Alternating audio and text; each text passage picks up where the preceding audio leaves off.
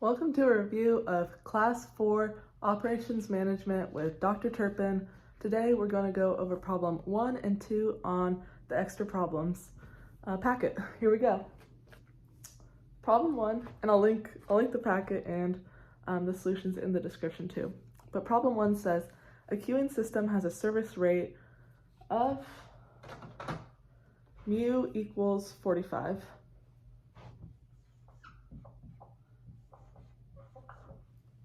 Arrivals per hour and operates under optimal utilization policy. The point of this problem is to show you just how much you can answer with only two simple pieces of information. So the first thing that we're asked for is, what is the optimal equilibrium utilization? So we can actually find that with just our mu. And so the formula for that is rho star equals square root mu divided by square root mu plus 1. All you have to do is plug that in.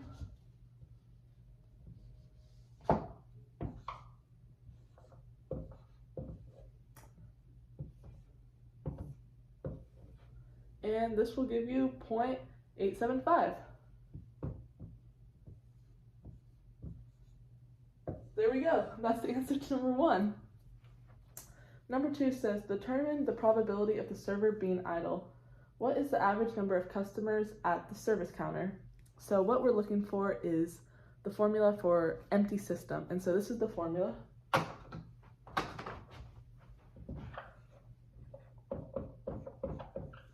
And since we just found our rho, all you have to do is subtract it from 1, which will equal 0.125. There we go, we're already done with the first two problems. Next, it says, what is the probability the service time will be within 1.2 and 3.75 minutes? And then it gives the conversion in hours between customers. So let's erase this info because we won't really need it for this one, besides our mu. So I like thinking of this like as a graph example. So we're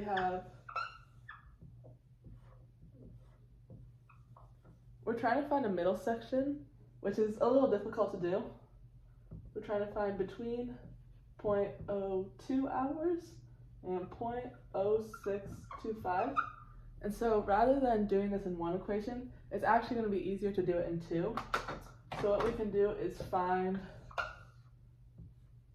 0.0625, find this whole bigger section, and then subtract from it the smaller section. And that'll give us the middle section. So how do we do that? Since it's talking about service time rather than arrival rate, that's going to be represented by T, so we're going to use our mu instead. So I'll show you what that looks like. So this might be the formula before, but now we're going to go like this. And for right here, let's do this first. You can enter E into your calculator. It's not something you actually have to substitute in. Then we'll go negative 0.0625.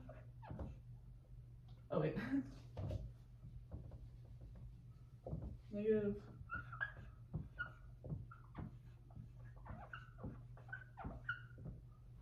And this will equal 0.95. So this entire thing equals 0.95. But then for this one, we're going to do the same thing.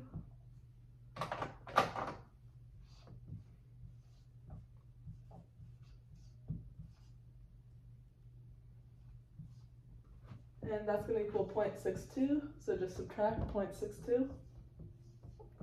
And that's going to give you 0.33. There we go. All right, let's go on to problem number 4.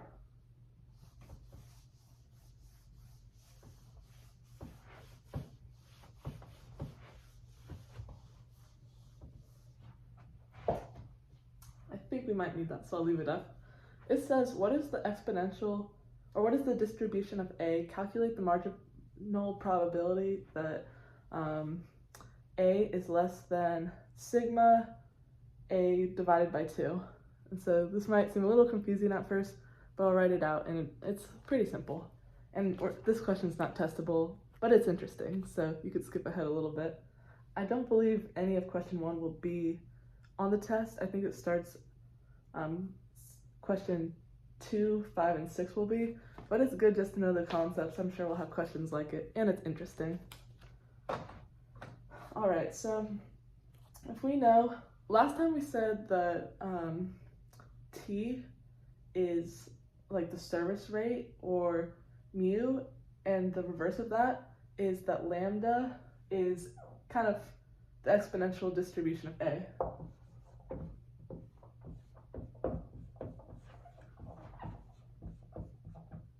Exponent.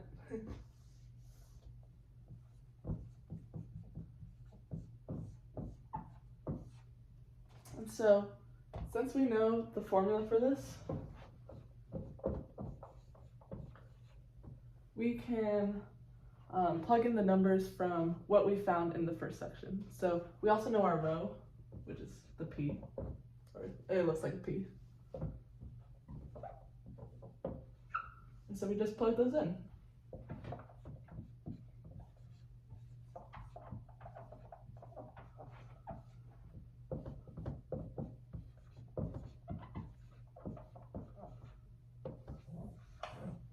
And so we can write the solution by just subbing this into there. So we'll go like this.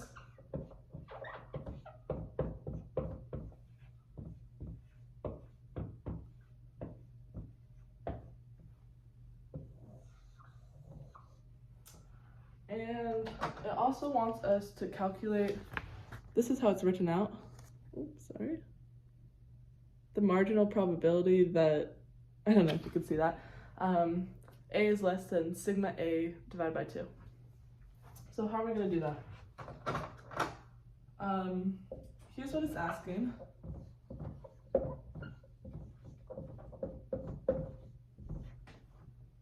And we can first start by, we know that sigma A is 1 over lambda, and we just found lambda.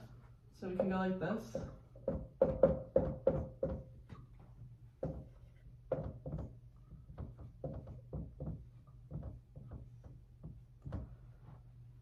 And this will end up being 0.0117.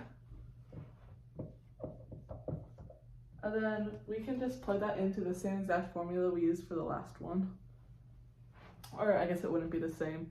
Sigma and lambda would be switched, but for these purposes, it's going to be the same. So we'll go 1 minus E to negative lambda.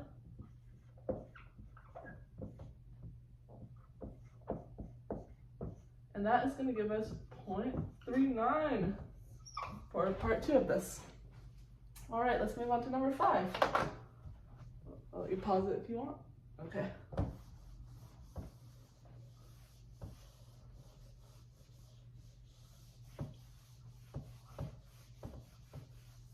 And let's write all the information we have.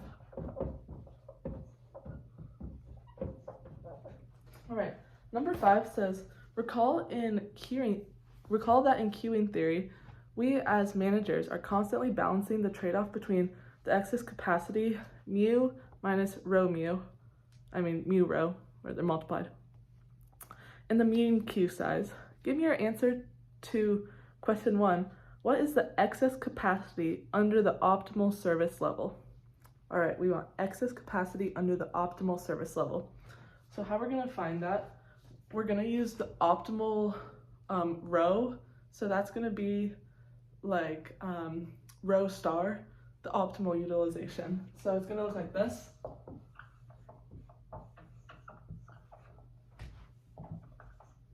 And here's the trick of the trade, I guess.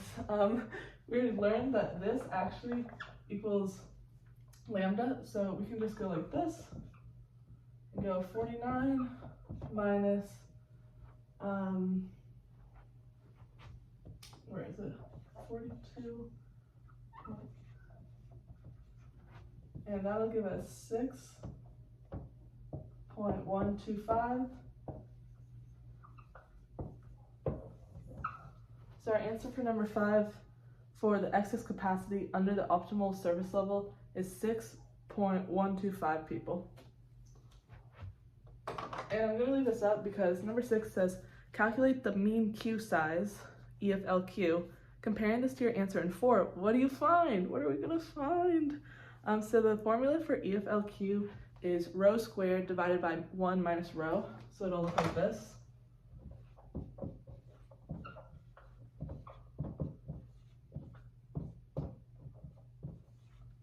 And we can just plug in rho. So we'll go,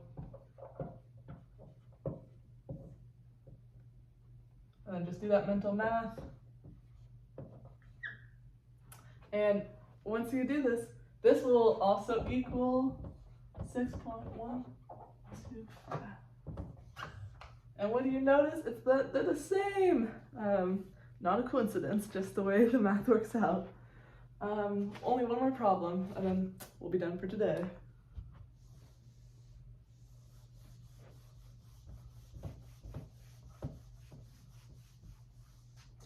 All right, number 7 says, suppose someone makes the claim that at rho star, so optimal utilization factor, the mean number of customers in the system is simply the square root of mu. Verify this claim using the appropriate formulas. All right, so here's the 2 formulas we're going to use.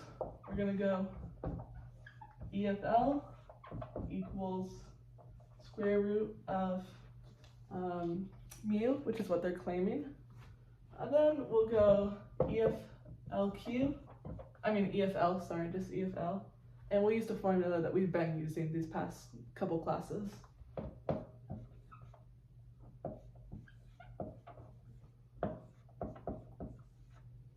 And so for this, we're gonna go 49, which is 7. And for this one, let's plug in. We just found in the last one the EFLQ is 6.125. So we'll go 6.125. And then here we have our rho, and that's 0.875. And it's so satisfying when it's like even and the same. This is also 7. So we verified that that is correct. All right, I hope this was helpful. I will film maybe part 2 tomorrow doing problems number 5 and 6, and good luck on the upcoming test.